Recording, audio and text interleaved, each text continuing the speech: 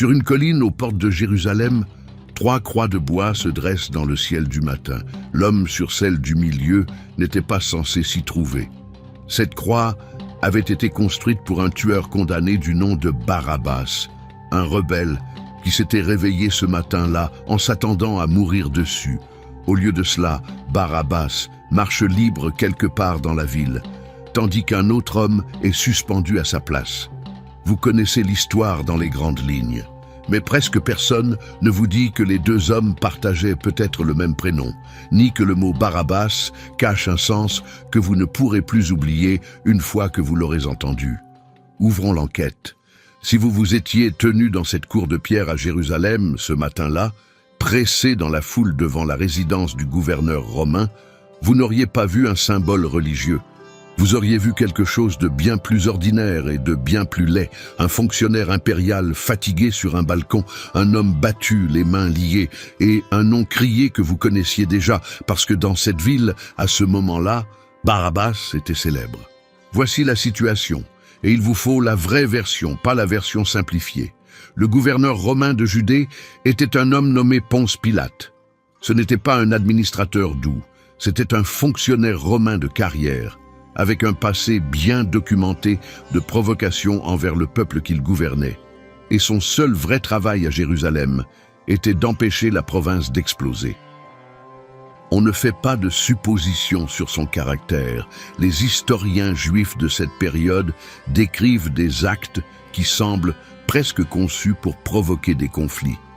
Au début de son mandat, il fit entrer de nuit dans Jérusalem des étendards militaires romains portant l'image de l'empereur, ce que le peuple considérait comme une forme d'idolâtrie dans sa ville sainte.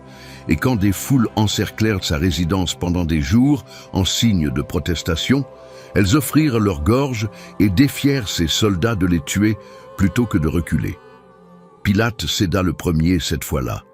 Une autre fois, il pilla le trésor du temple pour financer un nouvel aqueduc, et quand le peuple protesta, il dissimula des soldats en civil dans la foule, et, à un signal donné, les fit frapper les manifestants à coups de bâton. Les évangiles portent même un écho discret de tout cela, une mention de Galiléens dont Pilate avait mêlé le sang à celui de leur propre sacrifice. Voilà l'homme qui allait se retrouver sur ce balcon, pas un juge réfléchi pesant une affaire difficile. Un administrateur nerveux et brutal qui savait que la ville pouvait s'embraser et qui voulait plus que tout passer la semaine sans émeute. Et si vous vous demandez si cet homme n'est qu'un personnage de récit, il ne l'est pas. Pendant longtemps, Pilate n'existait que dans des textes, et quelques sceptiques aimaient suggérer qu'il était peut-être à moitié légendaire. Puis, en 1961, des archéologues fouillant les ruines de Césarée, la capitale romaine sur la côte, retournèrent un bloc de calcaire qui avait été réutilisé comme pierre de construction. Une dédicace y était gravée, et dans cette inscription se trouvait un nom et un titre, Pontius Pilatus, préfet de Judée.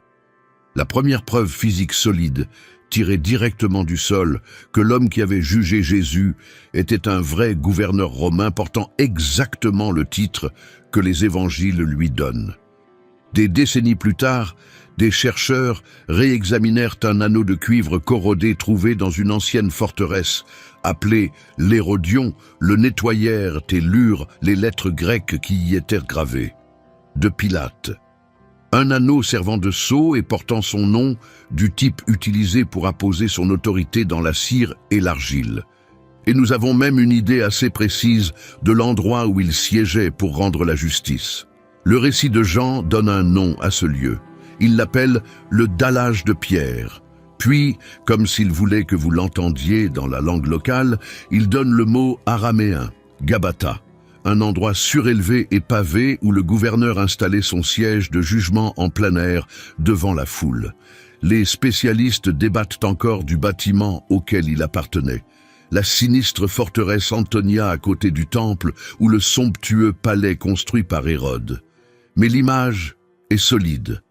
Un vrai préfet romain, dont le nom est gravé dans la pierre et estampé sur un anneau, sur une vraie plateforme pavée, devant une foule réelle et dangereuse. Ce n'était pas une parabole. C'était un matin sur un sol de pierre, sur lequel on peut encore aller se tenir debout.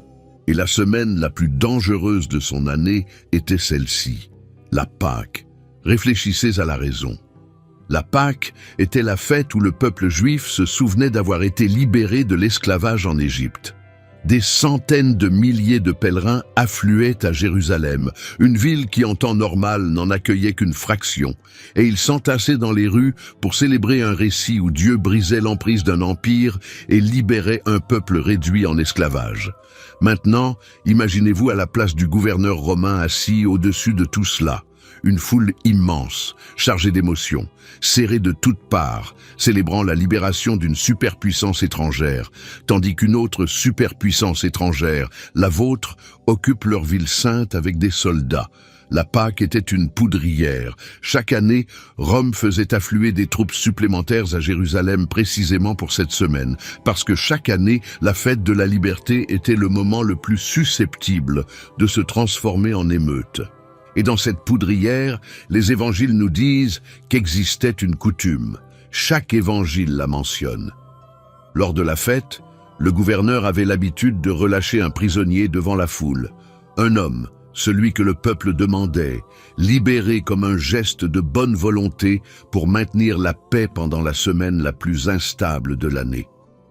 Les historiens débattent d'ailleurs de l'étendue réelle de cette coutume en dehors des évangiles. Et c'est un débat légitime. Mais remarquez la logique de cette pratique, parce qu'elle est à la fois brillante et cynique. Pendant la fête de la liberté, dans une ville occupée, l'Empire accomplit un petit acte de liberté contrôlée. Il donne à la foule l'impression d'avoir du pouvoir. Il la laisse choisir. Offrez-leur un prisonnier, et peut-être qu'ils ne brûleront pas la ville. Et il vaut la peine d'être honnête avec vous au sujet de ce débat, parce que les sceptiques le soulèvent souvent. En dehors des évangiles, on ne trouve pas de loi romaine inscrite quelque part disant de libérer un prisonnier à chaque Pâque. Certains historiens considèrent donc cette coutume comme suspecte, peut-être inventée plus tard pour rejeter la faute sur la foule. C'est l'objection sincère, et vous devez savoir qu'elle existe. Mais ce n'est pas la fin de la discussion. Rome pratiquait effectivement des amnisties lors des fêtes. Des fonctionnaires romains ont bel et bien libéré des prisonniers pour satisfaire une foule. Et il existe au moins un document égyptien attestant qu'un gouverneur avait relâché un homme devant le peuple, lui disant qu'il méritait une flagellation, mais qu'il serait gracié pour la foule. Un gouverneur local improvisant une libération de bonne volonté pendant la semaine la plus explosive de l'année correspond parfaitement à tout ce que l'on sait de la façon dont Rome gérait les provinces agitées. La coutume est donc débattue, pas réfutée. Et quoi qu'il en soit, le choix que les évangiles décrivent reste au cœur même de l'histoire, avec 2 prisonniers et une foule qui devait trancher. Et cette année-là en particulier, 2 options furent présentées à la foule. La première option était un homme que les autorités avaient arrêté quelques jours plus tôt. Un enseignant venu de la région reculée de Galilée. Il était entré à Jérusalem sous les acclamations d'une foule agitant des branches de palmiers. Il avait provoqué un incident dans le temple et les chefs religieux voulaient se débarrasser de lui avant qu'il ne transforme la Pâque en quelque chose qu'il ne pourrait plus maîtriser. Selon le droit romain, il n'avait rien fait qui méritait la mort. Pilate le dit lui-même à voix haute, plus d'une fois dans les récits. Je ne trouve aucune faute en cet homme. Et il y a un détail étrange, presque fantomatique, qui se glisse au milieu de ce procès, un détail que la plupart des récits omettent complètement. Alors que Pilate est assis sur ce siège de jugement, pesant sa décision, un message lui parvient de sa propre femme. Matthieu le rapporte. Elle envoie un message à son mari en plein milieu de la procédure et lui dit de ne rien avoir à faire avec cet homme juste parce qu'elle a terriblement souffert dans un rêve à cause de lui. On ne nous dit pas ce qu'elle a rêvé. Le texte nous livre l'avertissement, mais pas le cauchemar. Mais imaginez la scène. Un gouverneur romain, déjà nerveux, cherchant déjà une issue. Et voilà que sa propre femme interrompt une exécution pour lui dire qu'elle a fait un rêve et que ce rêve concernait le prisonnier. Plus tard, la tradition chrétienne ne put supporter ce vide. Elle lui donna un nom, Claudia Procula, et certaines églises orientales allèrent jusqu'à l'honorer comme une sainte, la femme du gouverneur païen qui avait tenté d'empêcher l'irréparable. La Bible elle-même ne dit rien de tout cela. Elle laisse juste une femme, un rêve que personne ne décrit et un avertissement que Pilate n'a pas suivi, une voix de plus lui disant de laisser partir l'innocent, une voix de plus qu'il a ignorée. La deuxième option était Barabbas, et c'est ici qu'il faut ralentir, parce que les évangiles ne sont pas du tout vagues sur l'identité de Barabbas, même si la plupart des récits le gardent volontairement flou. Ils vous disent exactement ce qu'il avait fait. Dans un récit, il est décrit comme un prisonnier notoire, célèbre, le genre de nom que les gens dans la foule reconnaîtraient. Dans un autre, il est décrit comme un homme qui avait commis un meurtre au cours d'une insurrection dans la ville. Le mot grec utilisé est stasis. Il signifie un soulèvement, une révolte, une rébellion politique violente contre les autorités. Barabbas n'était donc pas dans une cellule romaine pour avoir volé du pain. Il y était parce qu'il avait participé à une rébellion armée et qu'au cours de cette rébellion, il avait tué. Et dans l'évangile de Jean, il reçoit une étiquette supplémentaire, un seul mot grec qui va faire éclater toute cette histoire plus tard, alors retenez-le bien. Jean appelle Barabbas un lestes.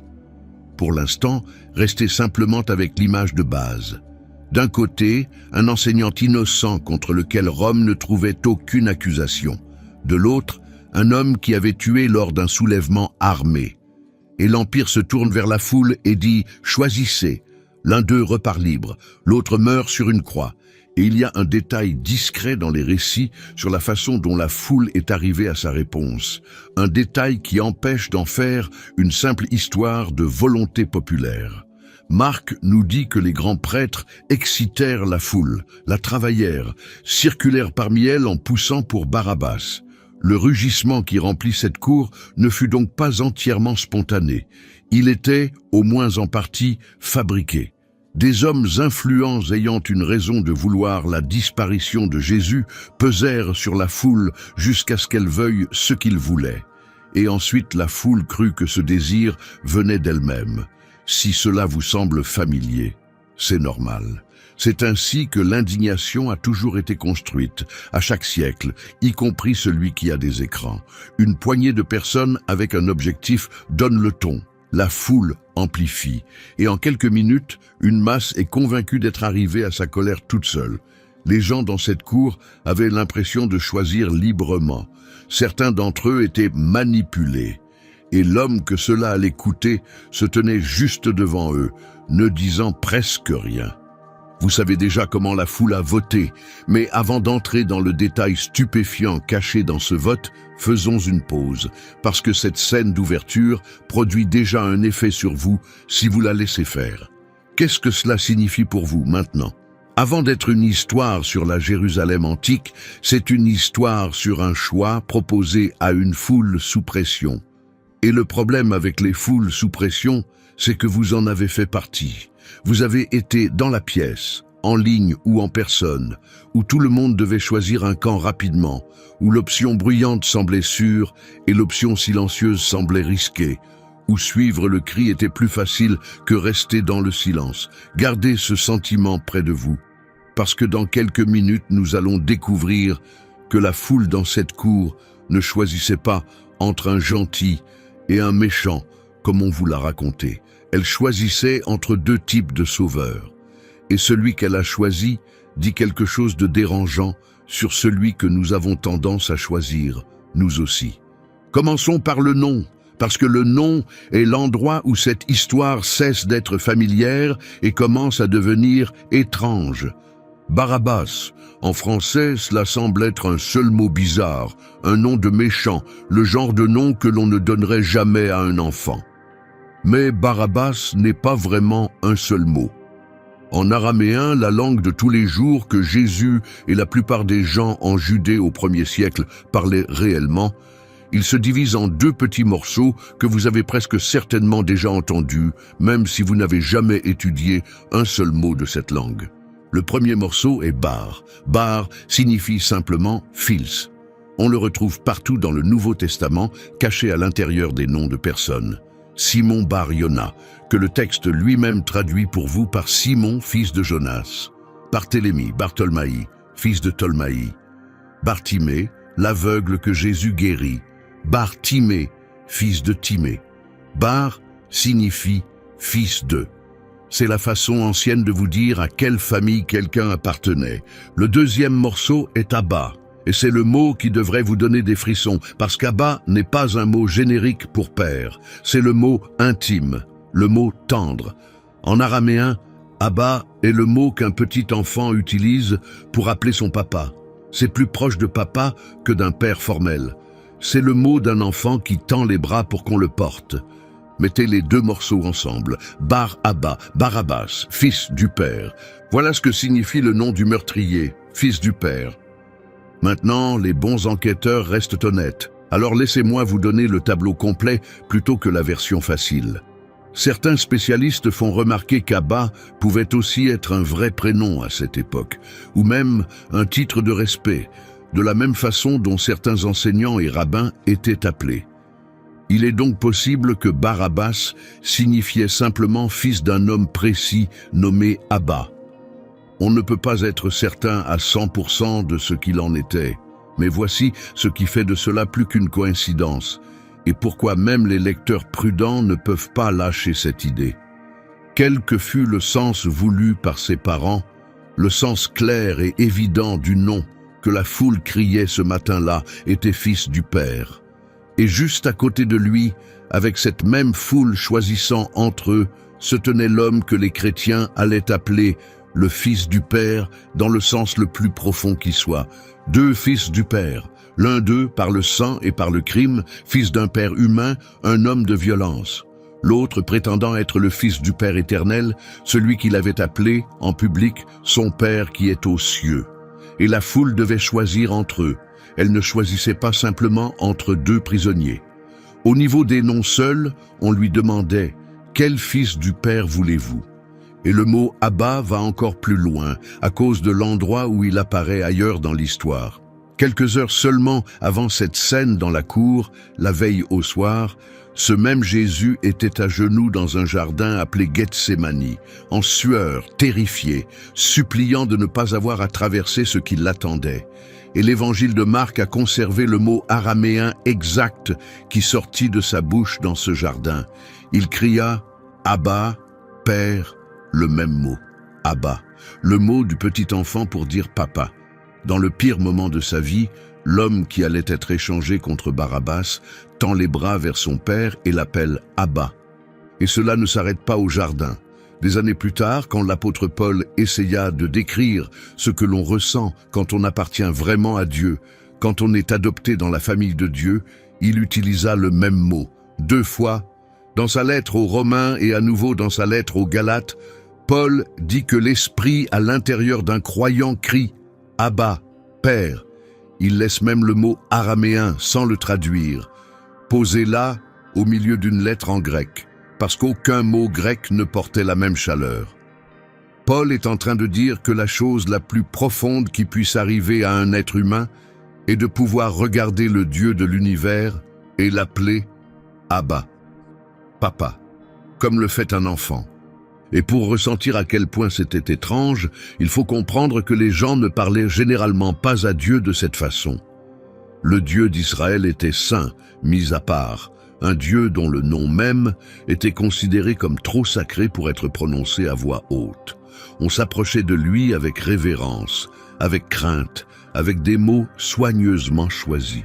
Et voilà cet enseignant de Galilée qui s'adresse au Tout-Puissant avec le même mot qu'un tout-petit utilise pour se faire prendre dans les bras. Ce n'était pas irrespectueux, pas exactement. C'était quelque chose de plus saisissant encore. C'était intime. Cela abolissait la distance.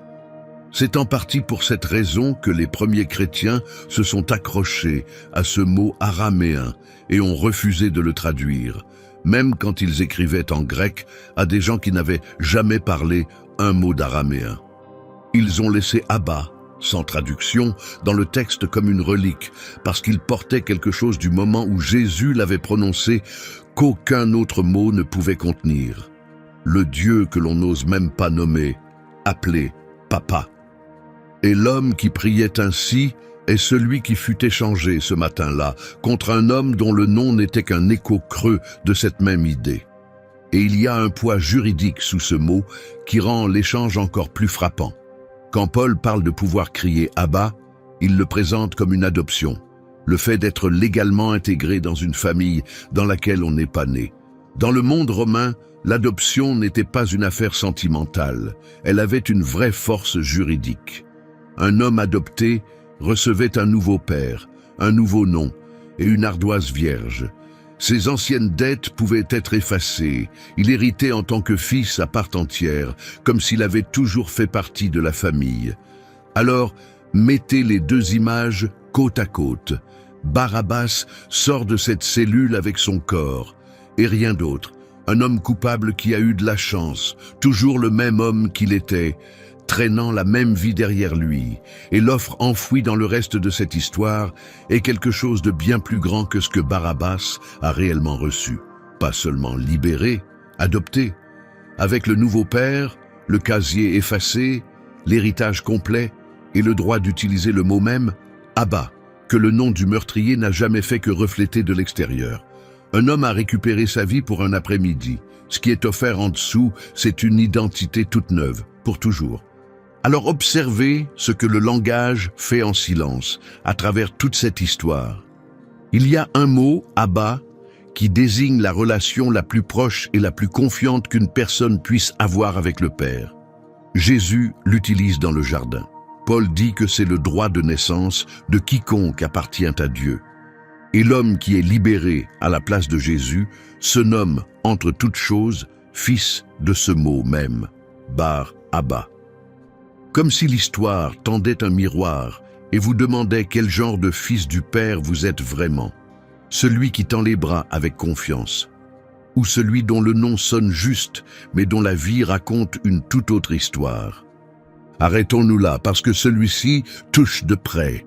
Qu'est-ce que cela signifie pour vous maintenant? Il existe une version d'être fils ou fille du Père qui n'est qu'une étiquette, un nom dont vous avez hérité, une tradition dans laquelle vous êtes né, un mot qui sonne sain vu de l'extérieur, alors que la vie réelle en dessous est construite sur toute autre chose. Barabbas, au sens le plus littéral, était fils du Père uniquement de nom. Et cela vaut la peine de se demander, tranquillement, sans que personne d'autre n'écoute, lequel vous êtes. Si les mots que vous utiliseriez pour décrire votre foi, ou votre bonté, ou votre famille, sont des mots dans lesquels vous avez réellement grandi, ou juste des mots que vous portez par hasard, la foule ce jour-là ne pouvait pas distinguer les deux à leur nom. Tous les deux étaient fils du Père. La différence n'a jamais résidé dans le nom. Elle résidait dans quel Père, et dans le genre de vie auquel ce nom était rattaché. Et personne d'autre ne peut répondre à cela à votre place. Maintenant, voici où l'enquête prend un tournant qui choque sincèrement les gens, et c'est là, en pleine vue, dans les manuscrits. Nous avons parlé de Barabbas comme si son nom n'était que Barabbas, fils du Père, mais techniquement, c'est un nom de famille, un patronyme. Il vous dit de qui il était le fils. Il ne vous dit pas son vrai prénom, le nom que sa mère aurait utilisé pour l'appeler. Alors, quel était le prénom de Barabbas? Selon certains des plus anciens manuscrits conservés de l'évangile de Matthieu, son prénom était Jésus. Ce n'est pas une erreur de frappe, au passage, et ce n'est pas une théorie marginale inventée pour une vidéo. Dans plusieurs manuscrits anciens et dans de nombreuses Bibles savantes modernes qui l'inscrivent directement dans le texte ou le signalent en marge, le nom complet du prisonnier est donné comme Jésus Barabbas. Jésus, fils du Père. Maintenant, vous pensez peut-être, comment est-ce possible, il n'y a qu'un seul Jésus, mais c'est une idée moderne. Au 1er siècle, Jésus était un prénom extrêmement courant. En araméen et en hébreu, c'était Yeshua, le même nom que le grand héros de l'Ancien Testament que nous appelons Josué. La moitié des hommes de Galilée, on a parfois l'impression, portaient une version de ce nom. Alors, avoir deux prisonniers portant tous les deux le nom de Jésus dans la même cour n'était pas une impossibilité cosmique. C'était un jour comme un autre. Statistiquement, cela devait finir par arriver. Et ce matin-là en particulier, c'est arrivé. Il est intéressant de voir comment ce même nom s'est divisé en deux avant de parvenir jusqu'à nous, parce que cela explique pourquoi cette double appellation est restée cachée en pleine vue. Le nom hébreu était Yeshua. Quand les écritures hébraïques furent mises en grec et quand les évangiles furent écrits en grec, ce nom devint Iesous, parce que le grec n'avait pas de moyen simple de reproduire les sons originaux et y ajouta sa propre terminaison. Du grec, il passa au latin et du latin, des siècles plus tard, au français sous la forme Jésus. Mais ce même nom hébreu, quand il désignait l'ancien héros qui avait succédé à Moïse, emprunta un chemin différent et arriva en français sous la forme Josué. Jésus et Josué ne sont donc pas deux noms qui se ressemblent par hasard. C'est un seul et même nom, portant deux habits différents, l'un passé par le grec et l'autre non. Ce qui veut dire qu'une oreille du 1er siècle n'entendait aucune différence entre Jésus de Nazareth et Josué le conquérant, ni entre Jésus le Messie et Jésus fils du Père. Ils étaient tous simplement Yeshua. La distance que nous ressentons entre ces noms est un accident de traduction. Dans cette cour, il n'y avait aucune distance. Il y avait deux hommes portant le même nom, point final. Alors laissez-moi reconstituer ce à quoi la question de Pilate a pu réellement ressembler, en utilisant la formulation que ces manuscrits préservent. Pilate se tient sur le balcon, regarde la foule et désigne les deux prisonniers. Et il demande « Lequel voulez-vous que je vous relâche ?» Jésus Barabbas ou Jésus que l'on appelle le Messie. Restez dans ce moment une seconde. Le choix n'était pas Jésus contre un inconnu au nom bizarre. Le choix était Jésus ou Jésus. Jésus, fils du Père, le tueur, ou Jésus le Messie, celui que certains appelaient déjà le Fils de Dieu. Deux hommes, le même prénom, et la foule devait choisir quel Jésus repartait libre et quel Jésus mourait. Et voici quelque chose qui fait ressembler cela moins à une coïncidence et davantage à un message délibéré. L'évangile de Matthieu a été écrit, en premier lieu, pour un public qui connaissait l'araméen et l'hébreu dans ses entrailles. Pour eux, Barabbas n'avait pas besoin d'être traduit. Ils auraient entendu Fils du Père instantanément, de la même façon que vous entendez votre propre langue sans effort. Alors, quand ce public lisait qu'une foule choisissait entre Jésus, appelé Fils du Père, et Jésus, appelé le Messie, le vrai Fils du Père, l'ironie leur sautait au visage. Ils ne pouvaient pas la manquer, ce qui a conduit beaucoup de lecteurs à soupçonner que le jeu de mots n'est pas du tout un hasard, que les noms sont mis en parallèle volontairement, comme un miroir, pour forcer la question que toute la scène pose réellement. Des deux fils du Père qui se tiennent là, le violent et le fidèle, la contrefaçon et l'authentique, lequel appelez-vous? Les premiers lecteurs n'avaient pas besoin d'une vidéo pour le leur faire remarquer. Ils le ressentaient dans les mots eux-mêmes. Nous sommes simplement ceux à qui il a fallu le retraduire. Et voici le détail qui transforme cette curiosité en une véritable enquête. On peut en fait observer le nom disparaître. Il y avait un érudit chrétien des premiers temps nommé Origène, qui écrivait aux alentours de l'an 240, seulement quelques siècles après les événements. Et Origène nous dit par écrit que de son temps il existait des copies de Matthieu qui portaient le nom Jésus Barabbas. Il les avait vues de ses propres yeux. Mais Origène n'aimait pas cela. Il soutenait que le nom Jésus, selon lui, n'aurait jamais dû être associé à un homme mauvais, qu'aucun pécheur dans les évangiles n'ait jamais appelé Jésus. Et donc, raisonnait-il, le nom avait dû être ajouté par erreur et devait être retiré. Réfléchissez à ce que cela nous apprend. On ne demande pas le retrait d'un mot qui n'est pas là. Le simple fait qu'Origène se batte pour enlever le nom Jésus de Barabbas prouve que ce nom figurait dans les manuscrits qu'il avait sous les yeux. Et beaucoup de spécialistes modernes lisent en fait cela exactement à l'inverse d'Origène. Ils soutiennent que Jésus Barabbas est probablement la version originale. et que des copistes respectueux, ressentant le même malaise qu'Origène, ont discrètement supprimé le nom sacré du criminel au fil des siècles, parce qu'il leur semblait déplacé qu'un meurtrier partage un nom avec le Seigneur. Autrement dit, la version la plus dérangeante est très probablement la plus ancienne, précisément parce que l'on peut voir des gens essayer de la corriger.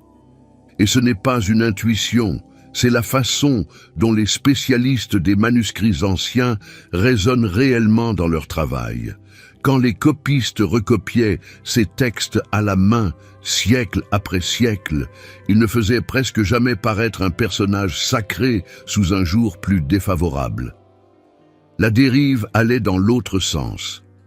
Les copistes adoucissaient les aspérités, harmonisaient les contradictions, et retirait discrètement ce qui semblait irrespectueux. Les spécialistes s'appuient donc sur une règle simple. Quand on trouve deux versions d'un passage, la version la plus difficile, la plus embarrassante, la plus maladroite est généralement la plus ancienne, parce que personne n'ajoute un problème à un texte sacré, on ne fait qu'en retirer. Et un meurtrier partageant le nom sacré du Messie, c'est à peu près le plus embarrassant possible. La version Jésus-Barabbas survit dans une famille reconnaissable de vieux manuscrits et de traductions.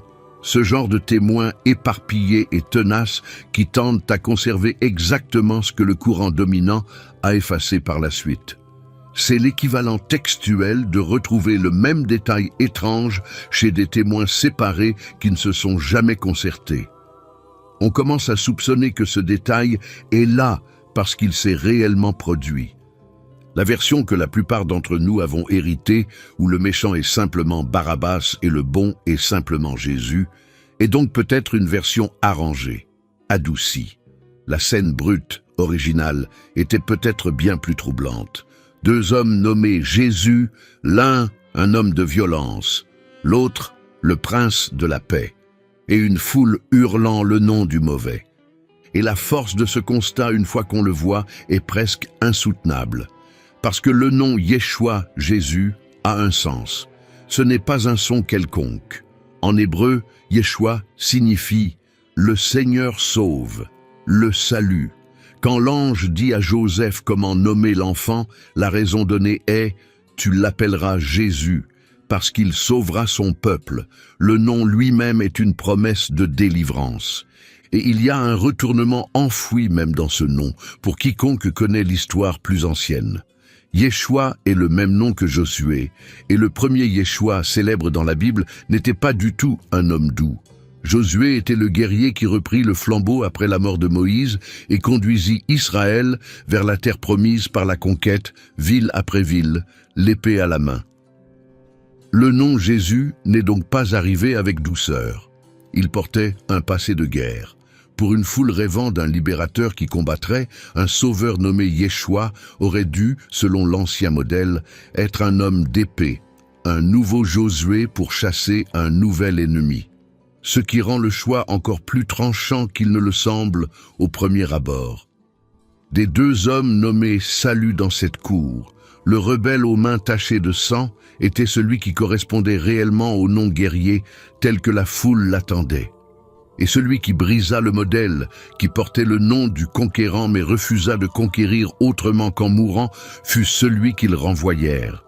Ils n'ont pas seulement choisi le mauvais Jésus, ils ont choisi le Jésus qui correspondait au type de salut qu'ils avaient toujours cru vouloir.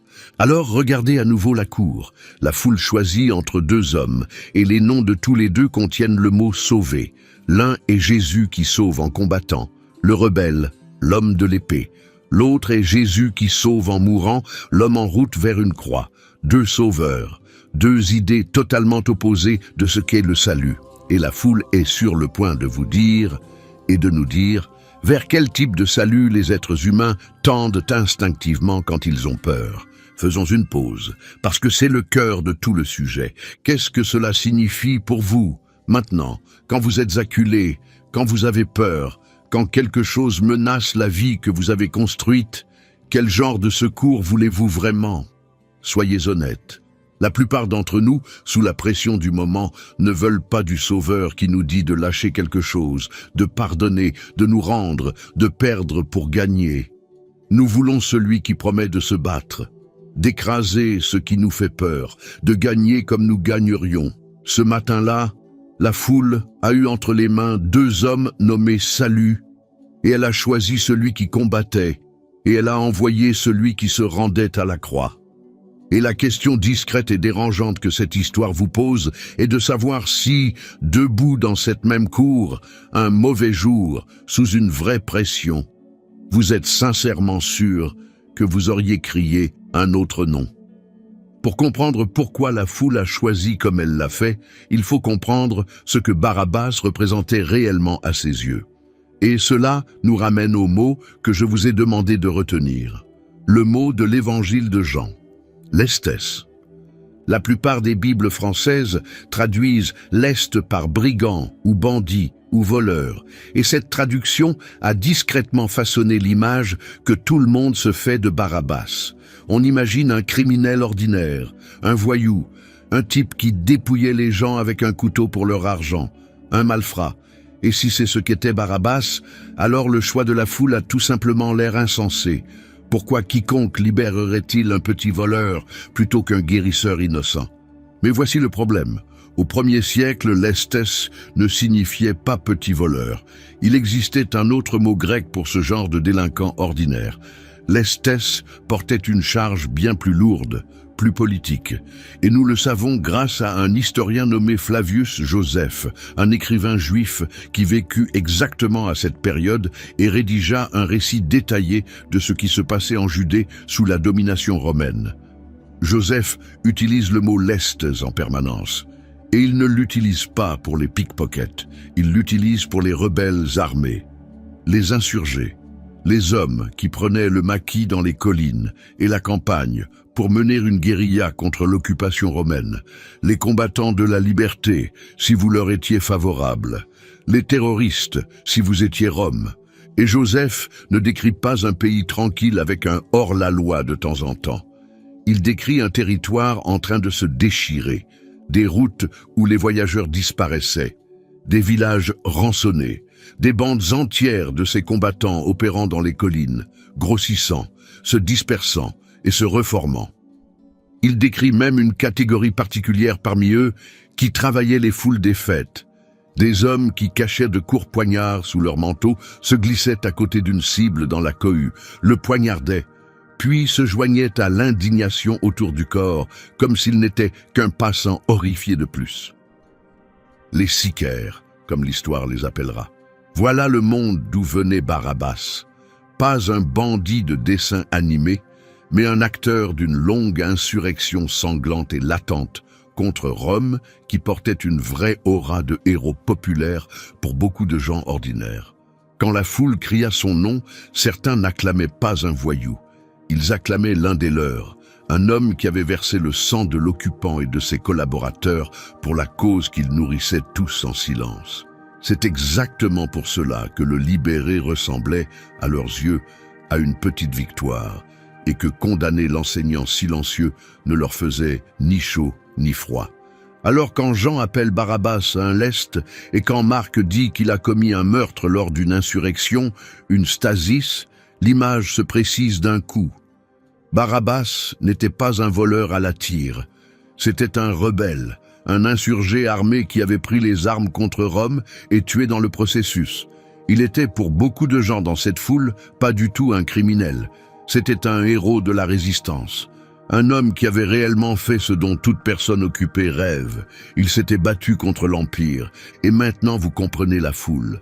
Parce que mettez-vous à leur place, vous vivez sous une occupation militaire, des soldats étrangers patrouillent dans votre ville sainte. Vos impôts vont à un empereur païen qui prétend être un dieu. Votre peuple raconte des histoires, à chaque Pâques, sur la dernière fois que Dieu a envoyé quelqu'un pour briser un empire et le libérer.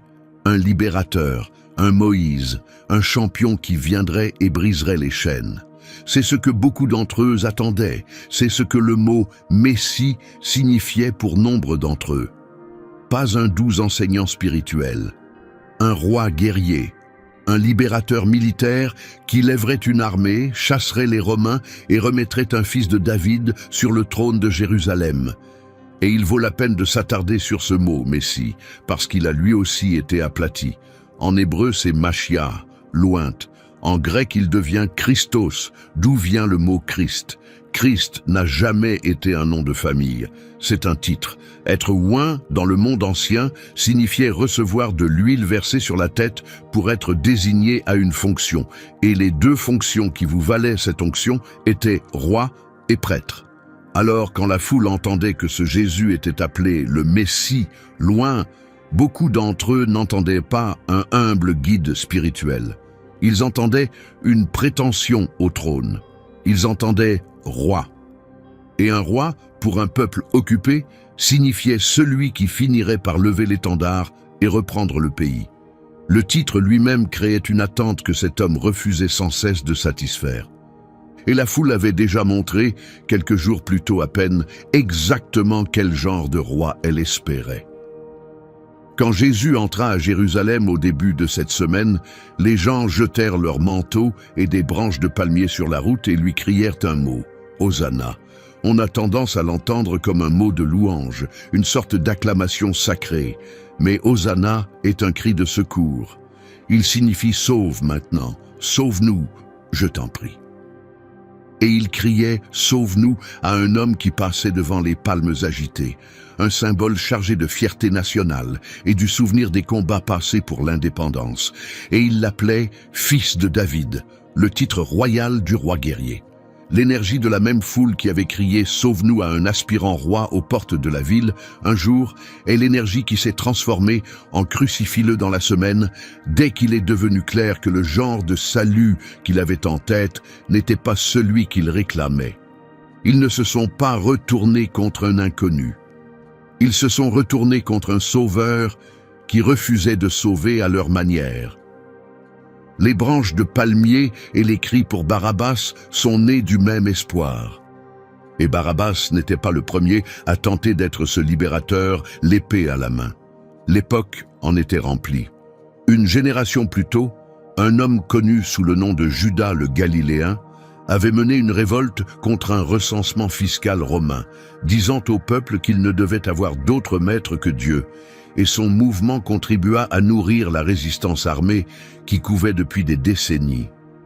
Le livre des Actes le mentionne, lui et un autre rebelle raté nommé Theudas, presque en passant, comme des exemples de chefs qui avaient rassemblé des partisans avant d'être tués et dispersés. Il y avait un personnage que les sources appellent simplement l'Égyptien, qui mena une foule au mont des Oliviers en promettant que les murs de Jérusalem tomberaient jusqu'à ce que les troupes romaines les massacrent. C'était le schéma. Un homme charismatique, un peuple désespéré, une promesse de briser Rome, puis le sang et le silence. La foule avait déjà vu cette histoire, et elle continuait à se porter volontaire, parce que le désir profond qui la nourrissait ne s'éteignait jamais. Et voici la tragédie que les gens dans cette cour ne pouvaient pas voir venir, mais qui plane au-dessus de toute cette scène pour quiconque la lit après coup. La voie que Barabbas incarnait, la voie de l'épée, ne mena pas à la liberté. Environ 40 ans après ce matin, ce même désir finit par déborder en une guerre totale contre Rome.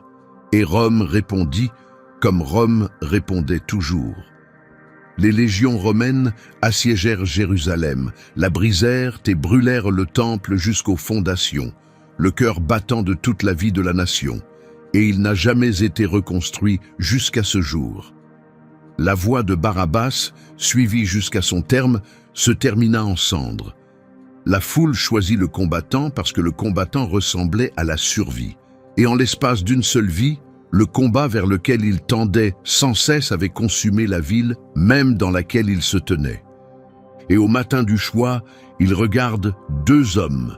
L'un d'eux, Barabbas, a déjà pris les armes contre Rome. Il l'a déjà fait. Il est le genre de sauveur pour lequel il priait. L'autre, Jésus de Nazareth, a passé 3 ans à dire des choses comme « Aimez vos ennemis, tendez l'autre joue, mon royaume n'est pas de ce monde, rendez à César ce qui est à César ». Il a refusé, encore et encore, d'être le chef de guerre qu'il voulait. Quand ils ont tenté de le faire roi par la force, il s'est éclipsé. Quand un ami a tiré l'épée pour le défendre dans le jardin la veille au soir, il lui a dit de la ranger et a guéri l'homme que l'épée avait blessé. Alors, du point de vue de la foule, le choix est presque logique. L'un de ces hommes combat l'Empire, l'autre vous dit de l'aimer. L'un d'eux ressemble au secours tel que vous l'avez toujours imaginé. L'autre ressemble à une reddition, et sous la pression, avec les chefs religieux qui travaillent la foule, qui l'excitent, le peuple choisit le combattant.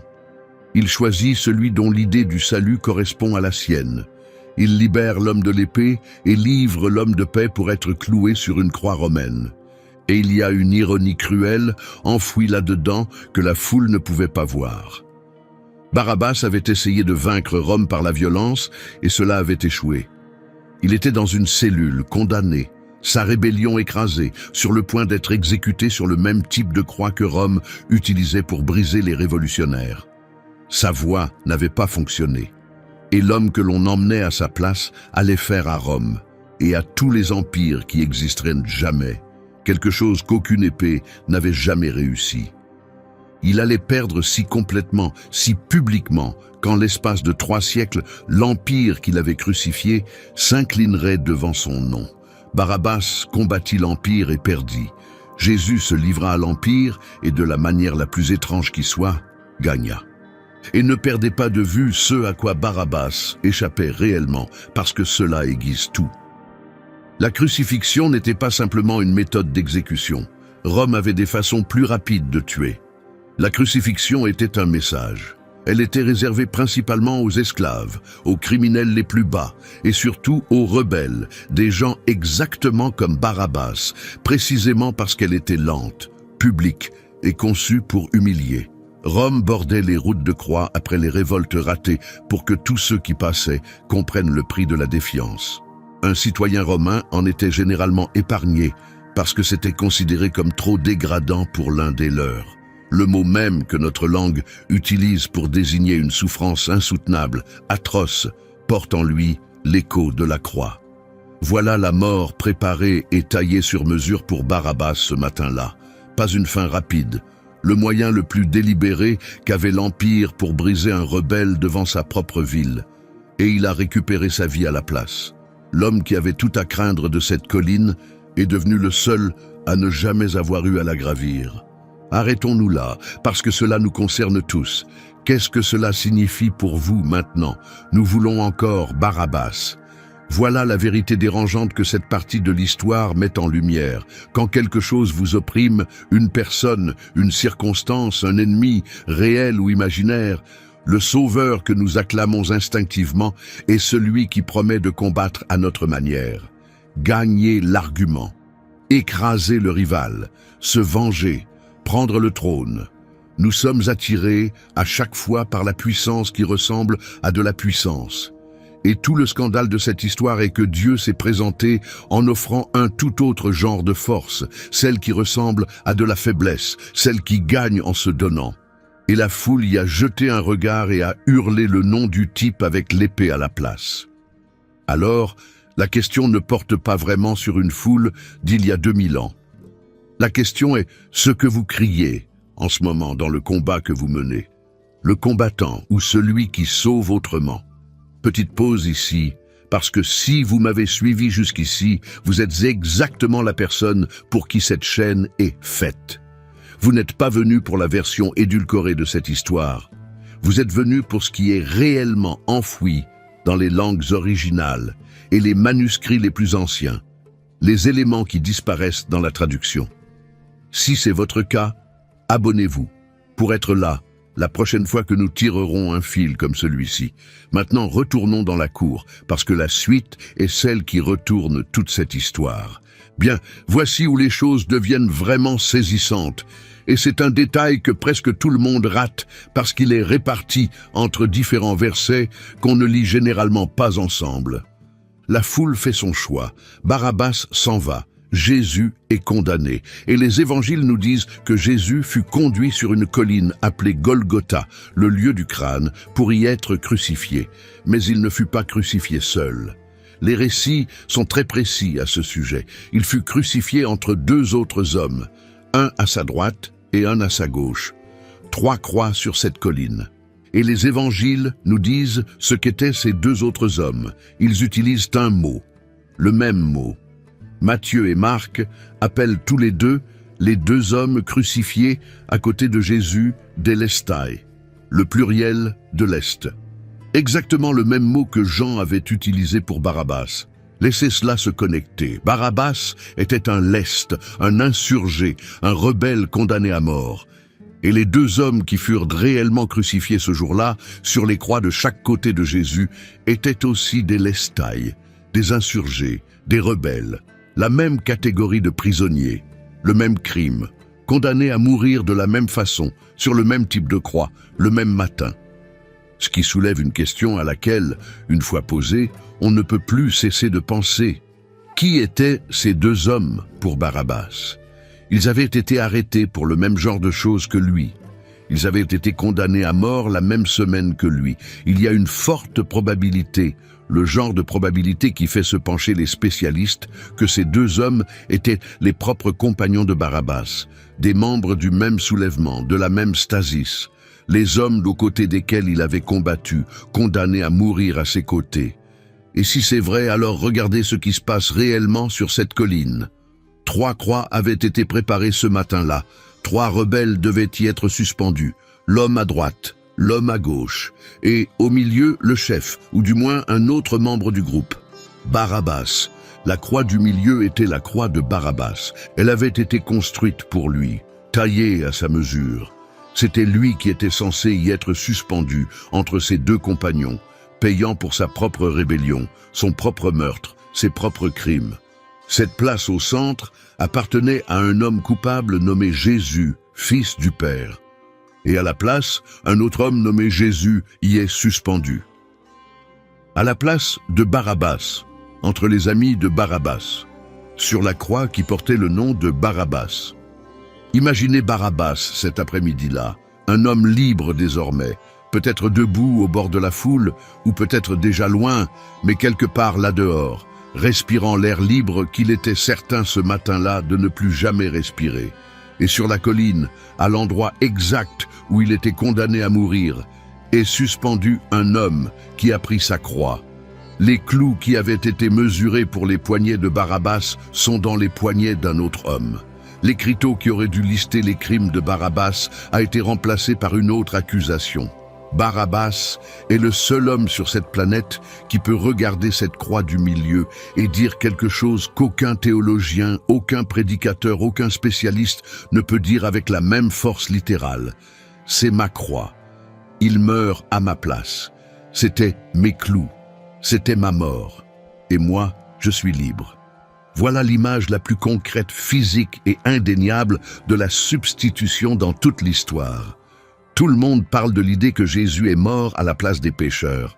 Cela peut sembler abstrait, théologique, un concept. Mais pour un homme, un seul après-midi, ce ne fut pas un concept du tout. Ce fut une adresse, une croix précise, sur une colline précise qui portait son nom, occupée par quelqu'un d'autre, pour qu'il puisse repartir vivant. Barabbas n'avait pas besoin de comprendre la théologie, il n'avait pas besoin de croire quoi que ce soit, il lui suffisait de remarquer le fait le plus simple du monde. J'allais mourir aujourd'hui. Cet homme meurt à ma place, et moi je vis.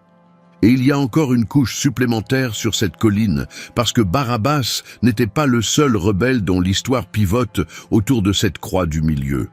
Souvenez-vous, les deux hommes réellement crucifiés à côté de Jésus étaient aussi des rebelles, le même genre d'insurgés condamnés que Barabbas. Et l'un d'eux fait quelque chose dans ces dernières heures qui noue tout ce thème ensemble. Dans le récit de Luc, alors que les 3 sont suspendus là, l'un des condamnés se moque de Jésus, lance la même exigence que la foule avait formulée « Sauve-toi toi-même et nous avec », le cri pour le sauveur combattant jusqu'à la toute fin. Mais l'autre l'arrête. Ce deuxième homme, un criminel qui n'a plus rien à gagner, regarde vers la figure qui meurt au milieu et dit quelque chose de presque insoutenable par sa simplicité. « Souviens-toi de moi quand tu viendras dans ton royaume. » Il n'a plus le temps de réparer sa vie, aucune bonne action à offrir, rien. Et Jésus lui répond, « Aujourd'hui, tu seras avec moi au paradis. » Alors, regardez ce que cette colline contient réellement. Un rebelle libéré sans jamais l'avoir demandé, Barabbas, qui est reparti avec son corps, et un rebelle mourant à côté de Jésus qui demande, et à qui l'on dit qu'il sera emmené quelque part que la liberté de Barabbas ne pourrait jamais atteindre. Deux hommes coupables. L'un récupère sa vie. L'autre reçoit tout autre chose, et la croix du milieu est le pivot autour duquel les deux histoires tournent. Et la moquerie entre les deux est un théâtre sombre en soi. Avant la croix, les soldats romains prirent Jésus et jouèrent un jeu avec l'accusation portée contre lui. Si cet homme est un roi, ils allaient le couronner comme tel. Ils jetèrent un manteau pourpre sur ses épaules, la couleur de la royauté, tressèrent une couronne de branches épineuses et la forcèrent sur sa tête, mirent un roseau dans sa main en guise de sceptre et s'agenouillèrent devant lui dans un faux hommage, le saluant par dérision roi des Juifs, avant de le frapper. C'était de la cruauté déguisée en couronnement, et la chose amère cachée en dessous est qu'ils étaient plus proches de la vérité qu'ils ne le savaient. Ils raillaient un roi qu'ils croyaient être un imposteur, mettant en scène un trône de pacotille pour un homme que ses disciples croyaient être le vrai. Pendant ce temps, quelque part de l'autre côté de la ville, le rebelle qui avait réellement voulu une couronne, Barabbas, était un homme libre. Celui qui n'avait jamais tendu la main vers une épée était couronné d'épines. Celui qui avait vécu par l'épée rentrait chez lui. Et regardez pourquoi l'homme au milieu se trouvait officiellement là, parce que c'est l'ironie la plus tranchante de toute l'exécution. Rome ne crucifiait pas les gens sans chef d'accusation. On l'écrivait sur une planche et on la fixait au-dessus de la tête de la victime pour que la foule sache exactement pourquoi il mourait. Et la planche au-dessus de Jésus ne disait pas « blasphémateur » ni « faux enseignant ». Selon le récit de Pilate, elle portait, en 3 langues pour qu'aucun passant ne puisse la manquer, le roi des Juifs.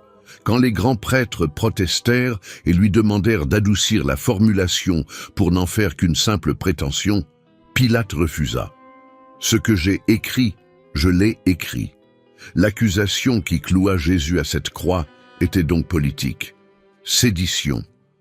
Revendiquer une royauté rivale de celle de César. Ce qui revient à dire que l'homme innocent fut exécuté pour être exactement le genre de roi rebelle que Barabbas était réellement.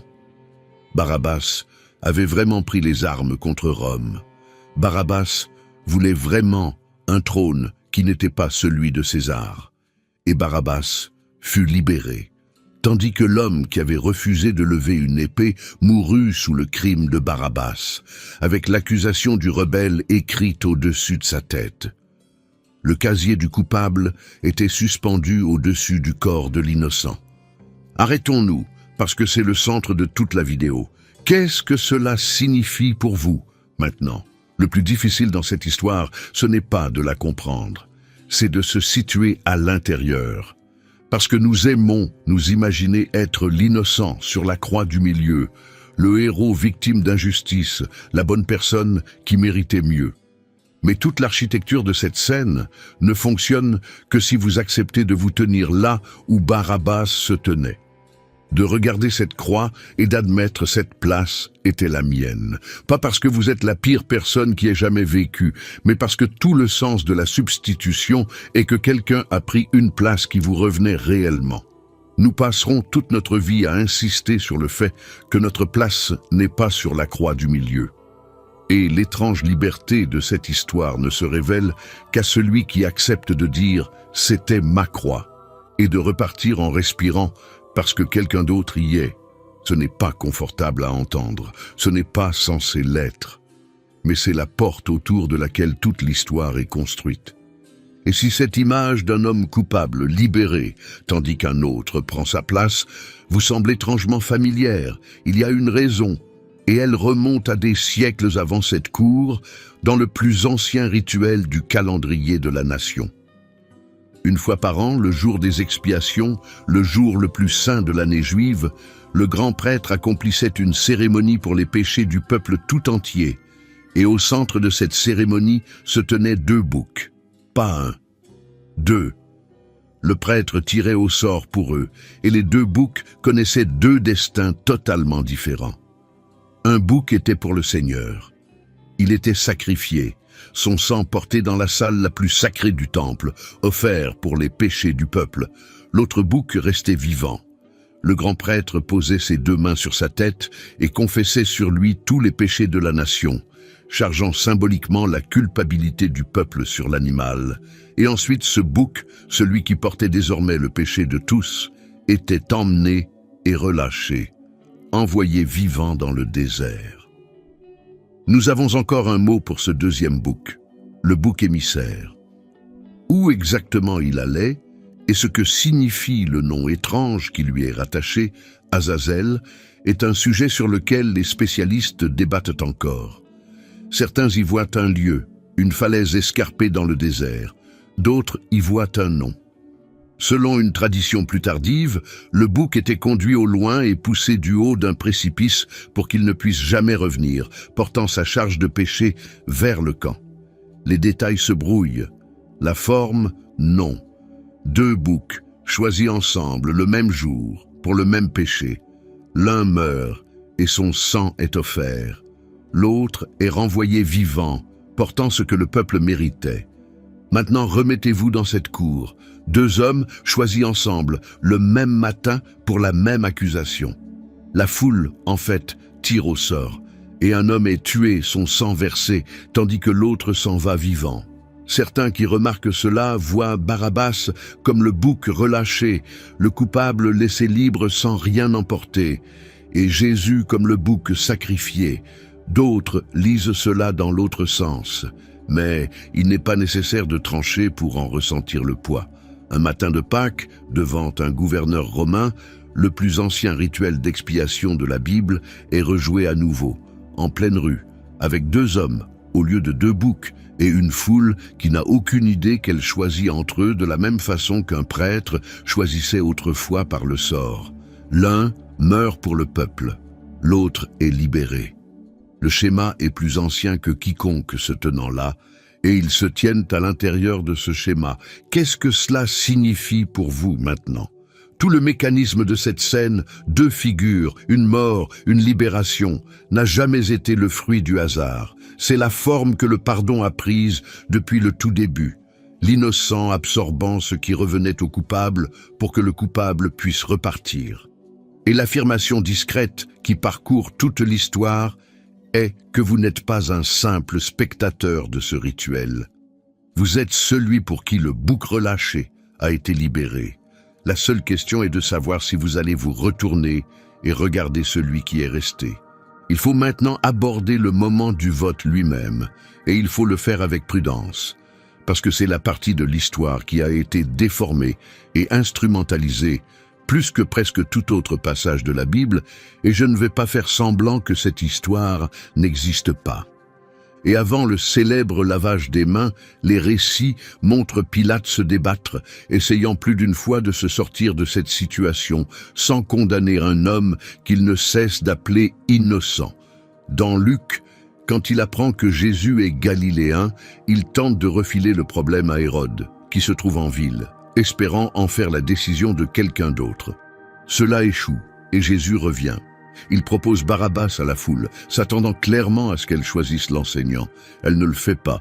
Il fait flageller Jésus, une bastonnade romaine brutale, espérant apparemment que la vue d'un homme brisé suffira à les satisfaire et lui permettra de relâcher ce qu'il en reste.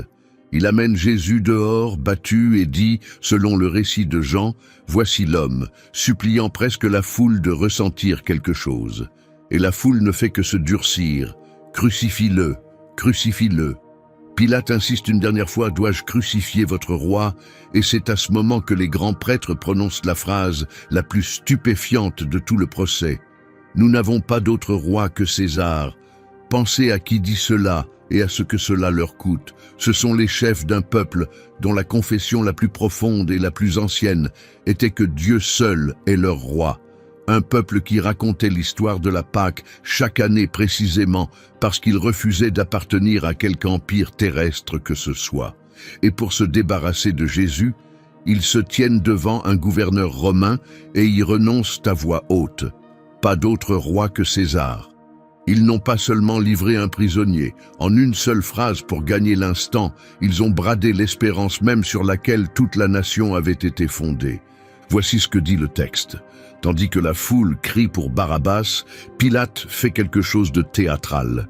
Il demande une bassine d'eau, se lave les mains devant la foule et dit « Je suis innocent du sang de cet homme ». C'est un fonctionnaire romain qui accomplit le geste d'un homme refusant la responsabilité de ce qu'il est sur le point de permettre. Et puis, dans le récit de Matthieu, la foule répond par une phrase qui a résonné, souvent de manière terrifiante, pendant 2000 ans. Elle crie en retour que son sang retombe sur nous et sur nos enfants. Maintenant, arrêtez-vous, parce que ce qui a été fait de cette seule phrase est l'un des chapitres les plus sombres de l'histoire de la lecture de ce livre. Pendant des siècles, des gens ont pris ces mots et les ont utilisés comme une arme. Comme si cette seule foule, ce seul matin, avait signé une malédiction liant un peuple entier, pour tous les temps, à la culpabilité de la mort de Jésus. Cette lecture a alimenté une cruauté indicible. Elle a alimenté la persécution et la violence contre les communautés juives à travers les siècles. Et c'est, clairement, une mauvaise lecture. Alors, permettez-moi de dire ce qui doit être dit, sans détour. Jésus était juif. Sa mère était juive. Chacun de ses disciples était juif. Les premiers milliers de personnes à le suivre étaient juifs. La foule dans cette cour était un groupe précis de personnes, excité par un groupe précis de dirigeants, un matin précis, manipulé dans un moment politique précis. Elle n'était pas le substitut d'un peuple entier à travers toute l'histoire. Et la plupart des grandes traditions chrétiennes ont formellement et explicitement rejeté l'idée qu'elle l'était. L'homme qui se lavait les mains, Pilate, détenait le vrai pouvoir. Rome a enfoncé les clous. Et la lecture chrétienne la plus profonde de la croix n'a jamais été qu'un seul groupe à tuer Jésus. Elle a toujours été que les êtres humains l'ont fait, nous tous, que la foule dans la cour est un miroir tendu à la race humaine tout entière, pas un verdict contre une seule partie. Cela dit, regardez ce que les paroles de la foule signifient réellement à l'intérieur du récit, une fois débarrassé du poison qui y a été versé plus tard. Que son sang retombe sur nous. Ils réclament du sang, ils veulent la mort de cet homme sur leurs mains, ils la choisissent. Et il y a une ironie terrible et poignante en dessous que le Nouveau Testament lui-même retourne complètement. Parce que tout le message que les disciples de Jésus allaient ensuite prêcher est que son sang sur vous n'est pas du tout une malédiction. C'est la seule chose qui vous sauve. Le sang dont ils criaient vouloir se débarrasser de la responsabilité est le sang que le reste du Nouveau Testament dit avoir été versé pour eux et pour vous et pour le monde entier. Il voulait dire que sa mort soit notre affaire, que nous n'ayons pas à en répondre. Et la croix retourne cela en « que sa mort soit ce qui répond pour vous », le même sang, le sens opposé. Et le moment où tout cela se produit, le fait que tout se passe à la Pâque, enfonce le clou encore plus profondément à cause de ce dont la Pâque parle réellement. La fête commémore la nuit où Israël fut libéré d'Égypte, et au cœur de cette nuit se trouvait un agneau. Chaque famille tuait un agneau et peignait son sang sur le cadre de la porte. Et ce sang était le signe qui faisait passer la mort au-dessus de cette maison et laissait vivants ceux qui s'y trouvaient. Du sang appliqué sur vous qui vous sauve de la mort. Voilà l'histoire racontée dans chaque foyer de Jérusalem le jour même où ce procès se déroule. Et les premiers disciples de Jésus regardèrent l'homme que l'on emmenait mourir en ce jour de Pâques et l'appelèrent l'agneau. L'agneau pascal, l'agneau de Dieu.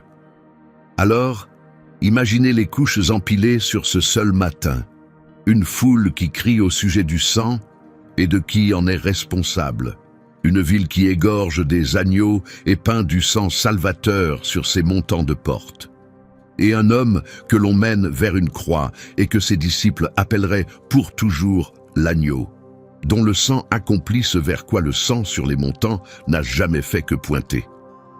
La foule croyait se débarrasser d'un problème. le calendrier tout autour d'elle, racontait une autre histoire sur la raison d'être du sang.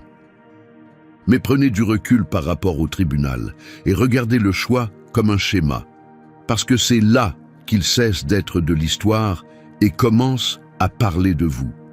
La foule s'est vue proposer le sauveur violent et le sauveur souffrant, et elle a choisi le violent.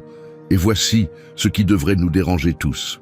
Ce n'était pas une erreur commise une seule fois par une seule foule antique, c'est le choix que les êtres humains font, encore et encore, à chaque siècle, y compris celui-ci. Nous le faisons constamment. Quand on nous donne le choix entre le chef qui promet de combattre nos ennemis et celui qui nous appelle à les aimer, nous choisissons le combattant presque à chaque fois. Quand on nous donne le choix entre la réponse forte qui flatte notre colère et la réponse douce qui nous demande de changer, nous tendons vers la forte. Quand on nous propose un sauveur qui nous laisserait rester exactement tel que nous sommes en écrasant simplement ce qui nous fait peur, face à un sauveur qui sauve en nous, demandant de mourir à la chose même à laquelle nous nous accrochons, nous choisissons Barabbas depuis 2000 ans. La cour ne s'est jamais fermée, le vote est toujours ouvert. Il porte simplement d'autres vêtements aujourd'hui. Regardez comment nous nous comportons réellement quand nous avons peur, et la cour cesse de paraître ancienne. Nous récompensons la voix la plus forte dans la pièce, celle qui désigne un ennemi et promet de l'écraser, plutôt que la voix plus discrète qui nous demande de nous regarder nous-mêmes. Nous partageons la publication qui confirme notre colère et passons devant celle qui la complique. Nous voulons le dirigeant, le mouvement, la relation, la version de Dieu, qui nous laissera rester exactement qui nous sommes et supprimera simplement ce qui nous fait peur. Un sauveur qui répare le monde sans rien exiger de nous est le sauveur le plus populaire qui ait jamais existé. Et un sauveur qui dit que ce qui doit partir est quelque chose en vous. Votre rancune, votre orgueil, votre besoin de gagner n'a jamais attiré la plus grande foule. Nous sommes toujours dans cette cour. Nous sommes simplement devenus meilleurs pour ne pas remarquer que nous votons. Et les gens dans cette foule n'étaient pas des monstres. C'est la partie qui devrait vous empêcher de dormir. C'étaient des gens ordinaires, effrayés, occupés, qui voulaient être libres, qui voulaient voir leurs ennemis vaincus, qui voulaient un Dieu qui se battrait pour eux comme ils se battraient eux-mêmes. Ils n'étaient pas si différents de nous que nous puissions nous sentir en sécurité. Ils étaient exactement comme nous. C'est précisément là où cette histoire veut en venir. Arrêtons-nous là, parce que celle-ci refuse de rester dans le passé. Qu'est-ce que cela signifie pour vous maintenant? La foule n'est pas le méchant de cette histoire. La foule est le miroir. Et la seule façon honnête de regarder cette scène est d'arrêter de demander comment ont-ils pu, et de commencer à demander où est-ce que je fais la même chose. Où choisissez-vous le sauveur qui vous laisse rester en colère plutôt que celui qui vous demande de pardonner? Où criez-vous pour le combattant parce que la reddition ressemble à une défaite? Les gens dans cette cour ne pensaient pas faire quelque chose de mal. Ils pensaient choisir la force. Ils pensaient être avisés. Et c'est exactement pour cela que cette histoire est dangereuse, dans le meilleur sens du terme, parce qu'elle supprime la distance confortable et demande si vous, votre pire jour, dans votre peur la plus réelle, auriez su pour quel Jésus crier. Restez avec cela honnêtement. Et cela change la façon dont vous lisez le reste. Et il y a deux choses qui se produisent au moment où le substitut meurt réellement, que la foule dans la cour n'a jamais vu, et toutes les deux frappent comme si l'histoire répondait d'elle-même. La première se passe à la croix même. Un officier romain, un centurion, l'un des hommes qui dirigeait l'exécution, un agent de l'Empire même qui le tuait, se tient là et regarde Jésus mourir. Et de tous ceux qui étaient présents, de tous les gens qui partageaient sa langue, son sang et son espérance, c'est ce soldat païen qui regarde l'homme mourant et dit « Vraiment cet homme était le Fils de Dieu ». La foule qui aurait pu le revendiquer choisit le Fils du Père aux mains tachées de sang. Et c'est un Romain de tous les gens possibles qui nomme le vrai Fils du Père au pied de la croix. La deuxième chose se passe de l'autre côté de la ville, à l'intérieur du temple. Les évangiles disent qu'au moment où Jésus mourut, l'immense rideau qui scellait la salle la plus sacrée, le Saint des Saints, l'endroit où seul le grand prêtre pouvait entrer, et seulement le jour des expiations. La pièce même où le sang du bouc sacrifié était porté se déchira en deux de haut en bas. La barrière entre le peuple et le lieu le plus saint, arrachée à la mort de l'homme que ses disciples appelaient à la fois l'agneau et le prêtre. La foule croyait avoir gagné une dispute au sujet d'un prisonnier. Le temple lui-même se déchira en réponse. Personne dans cette cour ne sentit le sol bouger sous ses pieds. Il bougea quand même. Alors Barabbas repart libre, et puis quelque chose se produit que presque personne ne remarque. Et une fois que vous le remarquez, c'est le silence le plus assourdissant de toute la Bible. Il disparaît, c'est tout. C'est la fin de Barabbas. L'homme dont nous prononçons encore le nom 2000 ans plus tard, l'homme qui se tenait à côté de Jésus et qui est parti tandis que Jésus prenait sa croix, le bénéficiaire le plus littéral de la crucifixion qui ait jamais vécu, disparaît tout simplement des textes. Les évangiles ne nous disent pas ce qu'il a fait cet après-midi-là. Ils ne nous disent pas s'il a regardé. Ils ne nous disent pas s'il a compris. Ils ne nous disent pas s'il était reconnaissant, indifférent ou hanté pour le reste de sa vie. Ils ne nous disent pas s'il est devenu un jour un disciple de l'homme qui mourut à sa place, ou s'il est retourné tout droit à la rébellion et est mort sur une croix romaine quelques années plus tard, de toute façon. L'homme libéré le plus célèbre de l'histoire n'a pas de fin. La porte se referme, tout simplement.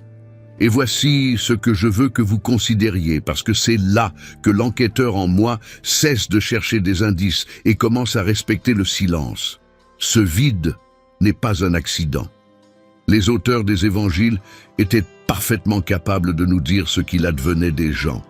Ils suivent Pierre, ils suivent les femmes, ils suivent les disciples dans le monde. Ils n'avaient aucun mal à donner une fin au personnage. Ils ont laissé Barabbas sans fin volontairement, ou du moins le silence produit un effet, qu'il l'ait voulu ou non. Parce que réfléchissez à qui est Barabbas dans l'architecture de cette histoire. Il est l'homme coupable qui fut libéré parce que Jésus prit sa place. Ce n'est pas un personnage secondaire, c'est le message tout entier de l'Évangile qui marche sur deux jambes, respirant un air libre qu'il n'a pas mérité. Barabbas est ce dont parle toute l'histoire. Et les auteurs des Évangiles laissent son histoire ouverte, inachevée, sans résolution. Je crois qu'ils l'ont laissée ouverte parce que la fin n'était pas censée être la sienne. Elle était censée être la vôtre. Le vide là où l'avenir de Barabbas devrait se trouver est un espace que l'histoire réserve aux lecteurs. Chaque personne qui entend cette histoire se tient, au sens le plus profond, exactement là où Barabbas se tenait, coupable d'une manière que vous connaissez et d'autres que vous ignorez, debout près d'une croix qui, si l'histoire est vraie, portait votre nom, repartant en respirant parce que quelqu'un d'autre y est. Et la question à laquelle les évangiles refusent de répondre au sujet de Barabbas est la question qu'ils vous remettent à la place. Qu'a-t-il fait de sa liberté? Que ferez-vous de la vôtre? Il a reçu la seconde chance la moins méritée de l'histoire humaine, et le texte s'arrête simplement, vous regarde et vous laisse finir la phrase. Il existe de vieilles traditions, des légendes bien plus tardives, qui ont tenté de combler ce vide. Des histoires qui imaginent Barabbas au pied de la croix, regardant, comprenant. Des histoires qui l'imaginent suivant Jésus ensuite. Des histoires qui l'imaginent inchangé, retournant à son épée. Et ce ne sont pas seulement des légendes anciennes. Ce silence a attiré les gens pendant 2000 ans. Des romanciers ont construit des livres entiers autour de la question de ce qu'il est devenu, imaginant un Barabbas qui passe le reste de sa vie incapable de cesser de penser à l'homme qui est mort en portant sa condamnation. Des peintres l'ont placé dans un coin de la crucifixion, le regard levé. Des cinéastes lui ont donné un visage et une fin. Siècle après siècle, les artistes essaient d'écrire la conclusion que les auteurs des évangiles ont refusé d'écrire. Et cette impulsion, ce besoin de terminer son histoire, est en soi la preuve de la force avec laquelle ce vide attire les gens. Personne ne ressent le besoin de compléter un personnage mineur. On ne le fait que pour un personnage dont on soupçonne en silence qu'il parle de nous. Mais la Bible elle-même ne dit rien de tout cela. Et je crois que cette retenue est le choix narratif le plus audacieux de tout le récit. Parce qu'à l'instant où vous donnez une fin à Barabbas, vous vous dégagez de toute responsabilité. S'il est devenu un saint, vous pouvez l'admirer. S'il est retourné à la violence, vous pouvez le juger. Dans les deux cas, vous en faites son histoire. Le silence refuse de vous laisser faire cela. Le silence fait en sorte que cela reste votre histoire. Alors posons cette enquête là où elle se dirigeait depuis le début. Qu'est-ce que cela signifie pour vous maintenant? Vous êtes Barabbas. Voilà le centre inconfortable et libérateur de toute cette histoire. Pas l'innocent sur la croix du milieu, même si nous adorerions nous y mettre. Le coupable qui est reparti. Celui à qui l'on a remis une vie qu'il n'avait pas méritée et une croix qu'il n'a pas eu à porter, parce que quelqu'un a pris sa place exacte. Et la seule vraie question que cette histoire ait jamais posée, sous les noms et les manuscrits et les mots grecs et les foules, est celle qu'elle laisse en suspens dans le silence après que Barabbas sort du cadre.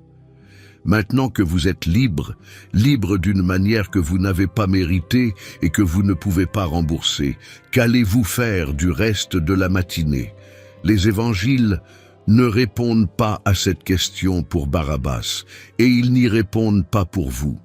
Ils tiennent simplement la porte ouverte et attendent. Voici donc où l'enquête a abouti. Barabbas n'a jamais été simplement le méchant d'une histoire pour enfants. Son nom signifie « fils du Père », et il partageait peut-être le prénom Jésus avec l'homme qui mourut à sa place. Ce n'était pas un petit voleur, mais un rebelle, le sauveur que la foule voulait réellement, l'homme de l'épée choisi au détriment de l'homme de paix. La croix du milieu sur cette colline avait été construite pour lui, et un autre homme l'a prise. Et puis il a disparu volontairement, laissant dans l'histoire un vide qui a exactement votre forme. Deux hommes nommés Salut se tenaient dans cette cour, et le choix que la foule a fait est le choix que nous continuons de faire. Et la liberté avec laquelle un homme coupable est reparti est la liberté que toute l'histoire offre discrètement au lecteur. Si c'est de cette façon que vous voulez que la Bible soit traitée, lentement, dans les langues originales, avec les passages qui sont habituellement sautés, remis à leur place, alors il y a encore un fil que vous devez tirer. L'homme qui se lave les mains dans cette histoire, Ponce Pilate, a sa propre histoire enfouie. Et ce qui lui est réellement arrivé après ce matin-là est plus étrange que presque tout le monde ne le réalise. Cette vidéo est juste ici sur l'écran. Venez tirer ce fil avec moi.